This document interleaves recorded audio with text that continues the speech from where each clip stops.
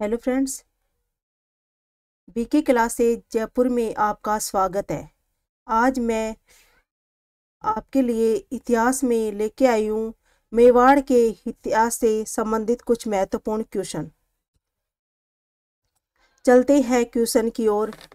मध्यकालीन मेवाड़ राज्य में वर्तमान का कौन सा युगम शामिल था?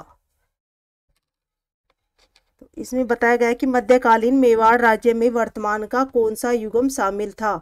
तो इसमें था उदयपुर, सिलंबर, राजसमंद, प्रतापगढ़ और चित्तौड़गढ़, शाहपुरा। ये छह जिले जो इनमें शामिल थे। अगले क्वेश्चन की ओर चलते हैं। गुहिल वंश के संबंध में कथनों पर विचार कीजिए। गुहिल वंश की स्थापना 6ठी शताब्दी में गुहिलादित्य ने की थी। गुहिल वंश का वास्तविक संस्थापक कालभोज है। गुहिल वंश का विभाजन रावल शाखा रूप में रण सिंह के समय हुआ था। वह राणा शाखा के संबंध में सिसोदिया वंश का संस्थापक राजा राणा हमीर को कहा जाता है। तो इसमें फ्रेंड्स सारे ही ऑप्शन सही है। अगले क्वेश्चन की ओर चलते हैं।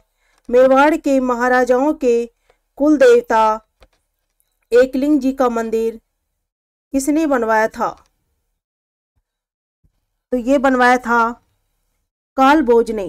कालभोज का शासन का समय है 734 से 753। 734 से 753 ये कालभोज का शासन। अगले क्वेश्चन की ओर चलते हैं। मेवाड़ के किस राजा ने नाडोल के शासक कीर्तिपाल चौहान से पराजित होकर वागड़ में गुहिल वंश की स्थापना की थी?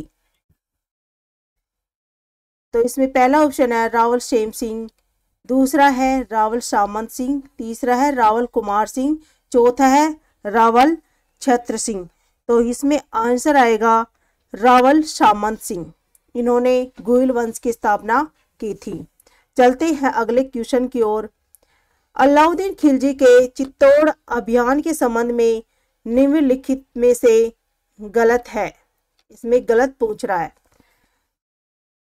तो एक एक को देखते हैं। इस आक्रमण का मूल कारण खिलजी की साम्राज्य विस्तार नीति का ही एक हिस्सा था।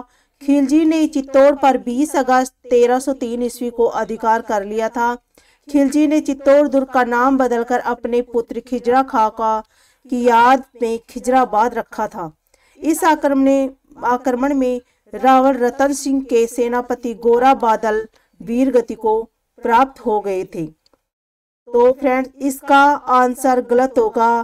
खिलजी ने चित्तौड़ पर 20 अगस्त को नहीं 26 अगस्त को 1303 ईस्वी को अधिकार किया था। चलते हैं अगले क्वेश्चन की ओर।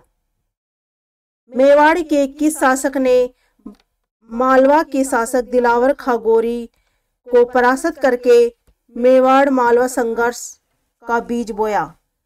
तो ऑप्शन है महाराजा मोकल, महाराणा कुंभा, राणा हमीर, राणा खेता सिंह।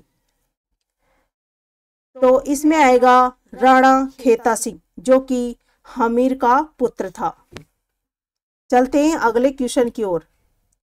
मेवाड़ के शासक ने मिट्टी का तारागढ़ दुर्ग बूंदी बनवाकर, जो कि बूंदी में है तारागढ़ दुर्ग, बूंदी बनवाकर उस पर विजय प्राप्त की थी।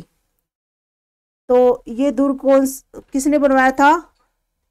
ऑप्शन है राणा खेता, राणा लाखा, राणा कुंभा, राणा प्रताप। तो इसमें आएगा राणा लाखा।